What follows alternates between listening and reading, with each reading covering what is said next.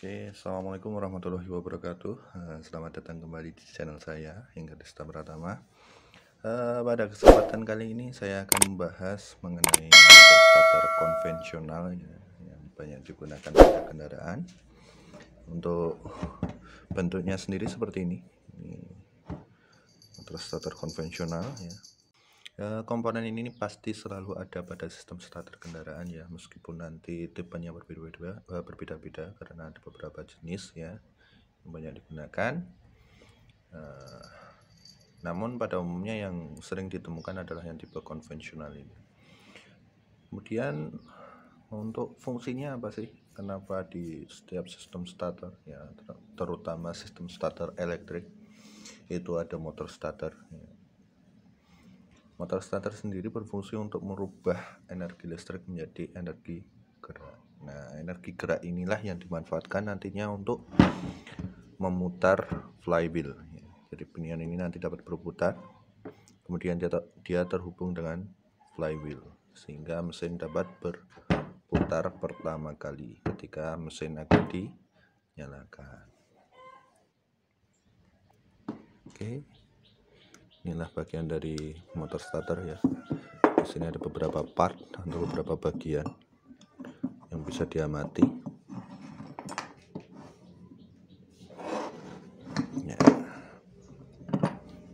Ya, kita rapikan dulu. Di dalam motor starter konvensional ini nantinya ada beberapa komponen. Yang pertama nanti ada motor housingnya di bagian depan. Kemudian di sini ada solenoid ya, solenoid starter bersama dengan plunger di sini ya. Kemudian ada apa lagi ya? Nah, ini sama housing juga tapi bagian belakang. Kemudian di sini ada armatur ya. Armatur ini bagian armatur. Kemudian di sini ada komutator. Nah, kemudian selain itu di sini nanti ada kopling magnet ya, kopling searah bersamaan menjadi satu dengan pinion gear yang ada di sini. Ya. Forerunning clutch, kemudian pinion gear. Kemudian di bagian ini nanti ada fill coil ya. Ada fill coil di sini. Ada fill coil lilitan kabel ya.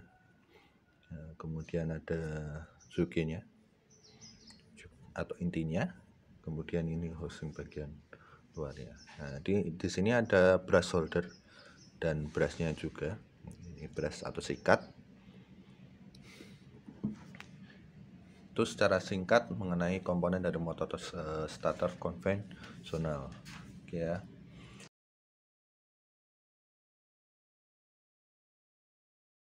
Kemudian kita bahas satu-satu mengenai fungsinya ya. Kita akan bahas satu-satu.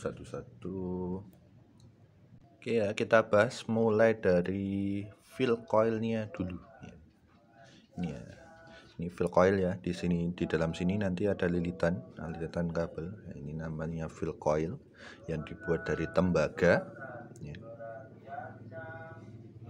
Fungsi dari fill coil ini sendiri adalah untuk menciptakan medan magnet ya. Nantinya yang berfungsi agar motor starter dapat berputar. Ini ketika di arus listrik, fill coil ini akan berubah menjadi magnet atau elektromagnet. Berbeda dengan sepeda motor, biasanya dia menggunakan magnet tetap ya. Magnet tetap, namun untuk mobil biasanya dia menggunakan fill coil atau menggunakan elektromagnet.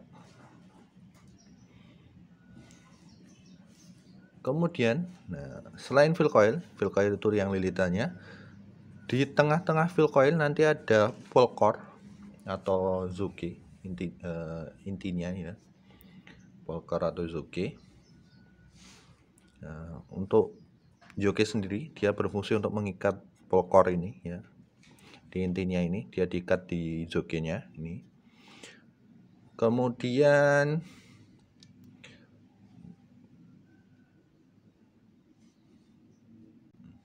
Kemudian bagian pole core ini ya, yang besi ini, dia berfungsi untuk memperkuat dari medan magnet yang dihasilkan oleh fill coil ya.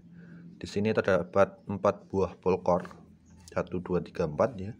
Semuanya dijadikan satu atau diikat di bagian fill coil.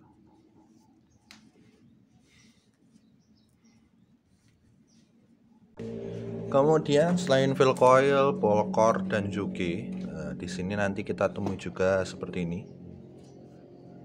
Di sini nanti terbagi menjadi beberapa komponen lagi ya. Yang pertama kita bahas adalah bagian yang sebelah sini. Ini yang bersentuhan dengan brush langsung ya, dengan sikat. Berfungsi untuk mengantarkan arus listrik ke bagian armatur ini, armatur coil ya. Ini namanya komutator ya. Komutator ini terbentuk dari plat tembaga yang berfungsi untuk menyambungkan arus listrik ya dari brush ya. Brush masuk ke sini ke arah kumparan yang ada di dalam armatur ini. Sehingga tercipta elektromagnet juga di bagian armatur coilnya. Ya. Setelah kita bahas bagian komutatornya yang ini komutator ya. Kita bahas juga mengenai ini kumparan ini. Ini namanya kumparan armatur coil. Ya, di dalamnya sama terdapat kabel. Fungsinya sendiri sebagai kutub motorik ya, sebagai pembangkit medan magnet yang selanjutnya juga akan mengalir atau dialirkan ke fill coil ya, sehingga terjadi dua medan magnet yang berbeda yang dapat mengakibatkan putaran pada motor starter. Oke ya, selain armatur sebenarnya nanti ada bagian armatur brake ya. Armatur brake-nya itu adanya di sini, sebelah sini. Di sini ada armatur brake yang terbuat dari tembaga juga. Ini berfungsi untuk pengereman sehingga memperpanjang umur dari pinion gearnya.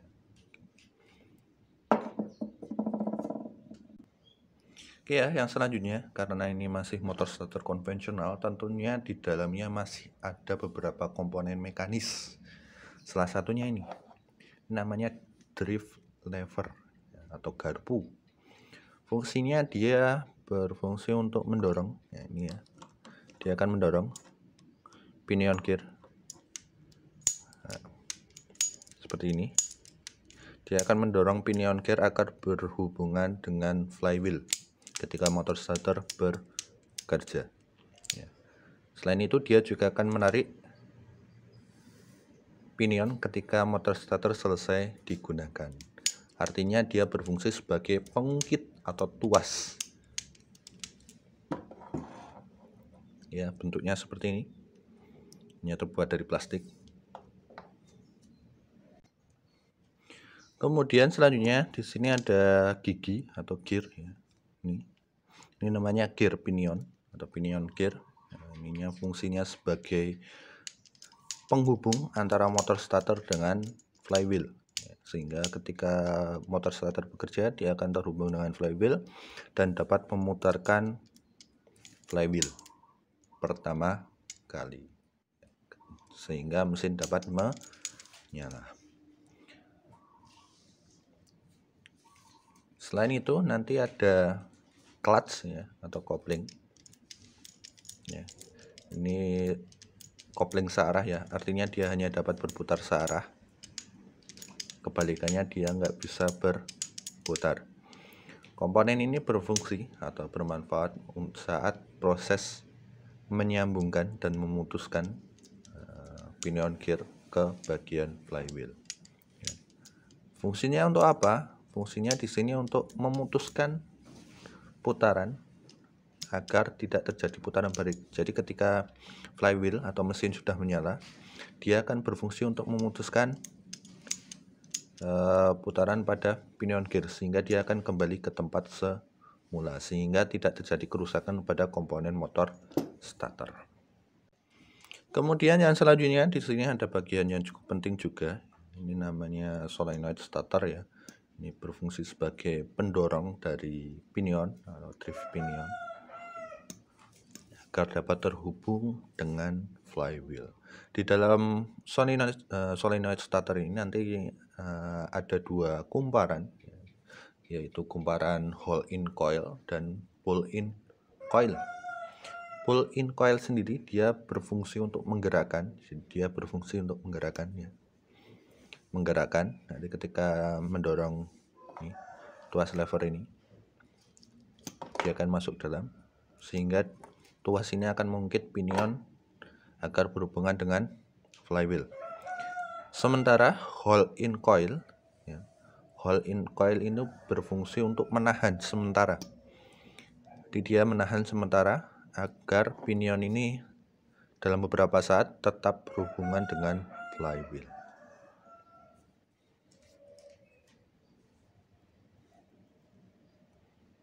Ya, selain ada kumparan, di sini juga ada solenoid cup. Ya, di sini terdiri dari beberapa terminal yang ada di motor starter.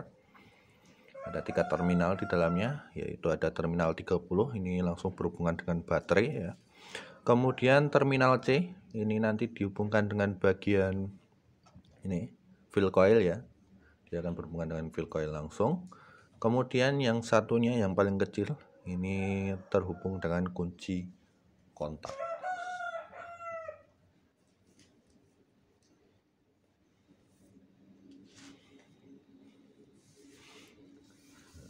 Kemudian bagian yang ini yang dapat bergerak ini namanya plunger. Plunger ini dia akan berfungsi untuk menggerakkan dari pinion atau drive pinion agar dapat berhubungan dengan flywheel. Di dalamnya hanya terdiri dari pegas dan sebatang besi atau plunger.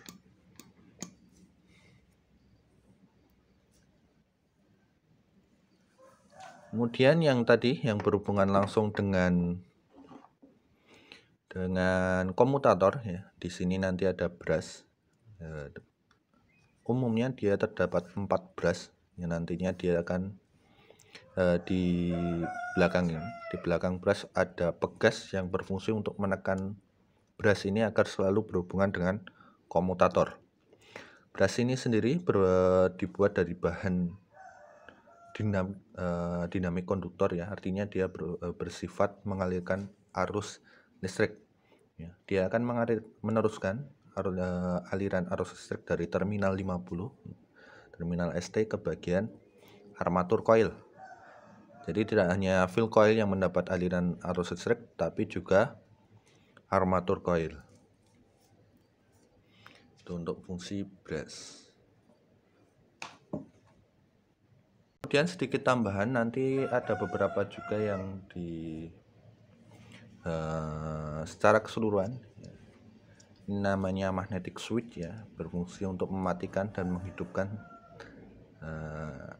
arus listrik ya, menghubungkan arus listrik, memutuskan dan menghubungkan arus listrik secara magnetik, artinya dia diatur berdasarkan magnet yang ada di dalam magnetic switch ini sendiri, yaitu pull-in coil dan Hall-in coil. Dan yang terakhir nanti ada motor housing ya. Motor housing ini berfungsi untuk melindungi berbagai komponen yang ada di motor starter agar terhindar dari kerusakan, khususnya pada gangguan luar. Nah, itulah beberapa pembahasan mengenai komponen motor starter ya, terutama motor starter konvensional. Di dalamnya hanya terdiri dari beberapa komponen saja. Ini sedikit tambahan, ini adalah hanya sebagai penutup ya, penutup bagian brush holdernya, sebagai pengaman agar pegas yang menekan brush ini dia tidak bisa hilang atau lepas dari dudukannya.